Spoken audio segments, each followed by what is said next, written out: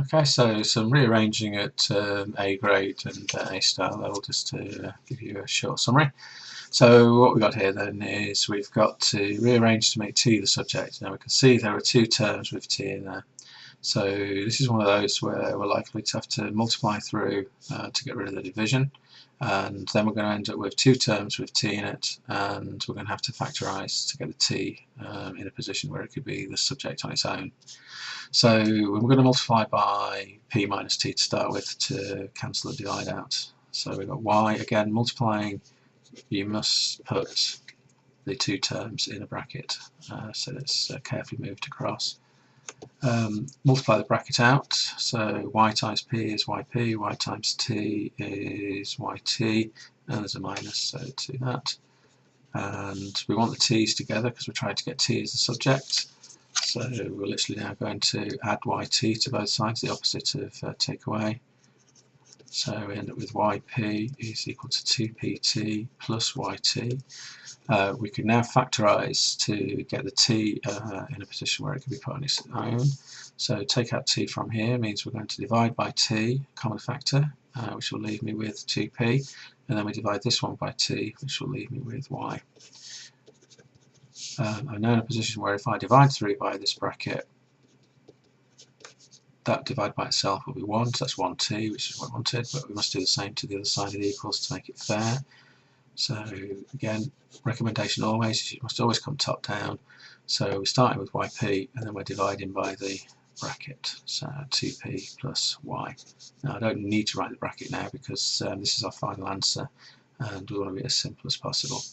So we found that our t value is yp divided by 2p plus y.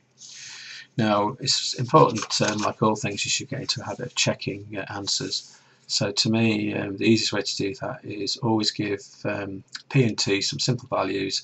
That'll then create a value of y, which if you then use it in your rearranged formula, it should give you back the t value you chose at the beginning. So just keep some simple values. So we'll have p as 5 and t as 3. Could have chosen other simple values, but I know my 5 times table and my 3 times table. So let's have a look. So we've got 2 times the p value times the t value, divide by the p value, take away the t value. So 2 times 5, 10 times 3 is 30, 5 take away 3 is 2, so 15. So this is given y a value of 15. So if I now use those values in the rearrange function, it should give back the t value of 3 that I chose originally. So this formula here says that I do the y value, 15, times by the p value, 5, divided by 2 times the p value, plus the y value. So look, we've got 15 times 5, which is 75, 2 times 5 is 10, plus the 15 is 25, 75 divided by 25 is 3, and we originally chose t to be 3, and our rearranged formula has given us the same, so that's quite nice. So quite a quick way of checking that all our rearranging has gone okay, and we haven't made any silly errors in our opposite operations to move things. Okay, so let's have another look at one. So we're going to make b the subject. Again, we've got two terms with b in it. We've got a division going on, so the best thing to do is get that divide out of the way first by timesing across. So again, we're moving two terms, so we put that in a bracket. We've taken it across as timesing, so a times, and that leaves us then with 2 take away 7b. We multiply in the bracket, so a times b is ab, a times 5, the minus, so minus 5a. 2 minus 7b. Now we want b as a subject. B is already positive over here, so when bringing the b's together, I'm going to bring the take away 7b there by adding it. The opposite take away is to add.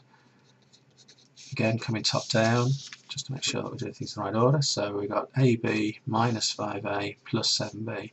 So we've got ab plus 7b, and then the minus 5a. Put the b's next to each other to make the factorising easier in a minute. And minus 7b plus 7b means 0, and then there's 2. The minus 5a is in the wrong place because I want to get the b's as subject. So we'll add 5a, the opposite of take away, again to both sides. So we've got ab plus 7b equals 2 plus 5a. Factorise the b out now, because then we can get b on its own. This divided by b leaves us with a, and this divided by b leaves us with 7, and that equals 2 plus the 5a. Now we can get b on its own. B times this, the opposite is divide, so b equals 2 plus 5a divided by a plus 7. So final answer, b equals 2 plus 5a divided by a plus 7.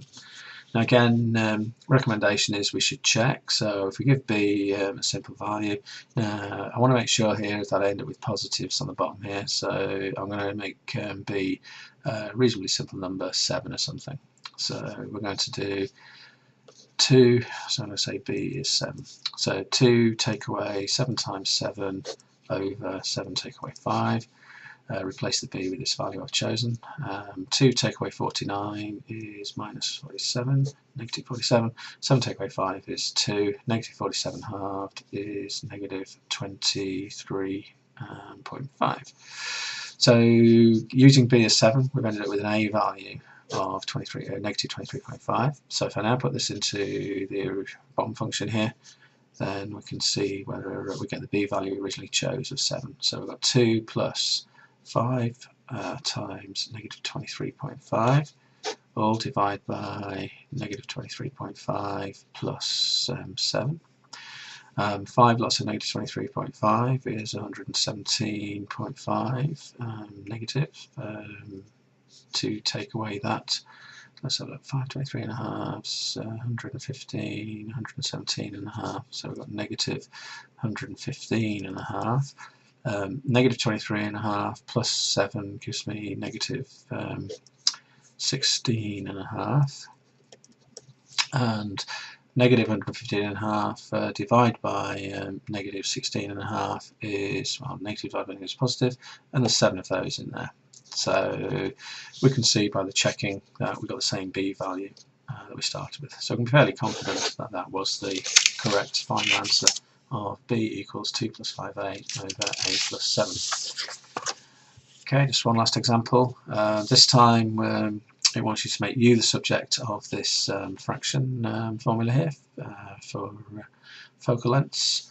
So what we're going to do is we want to make u the subject. Now when you've got single fractions, fractions being added and or taken away or things, it's always better to make single fractions on the left hand side here first before you do any kind of swapping about.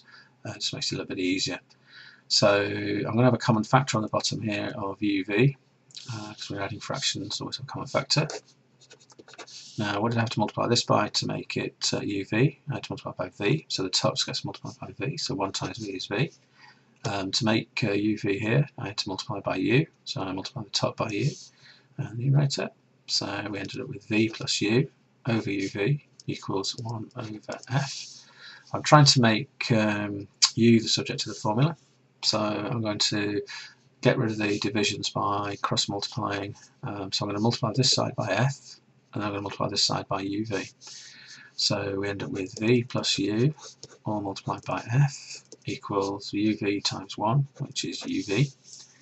Multiply the bracket out because I'm trying to get u as a subject, so I need to get in a position where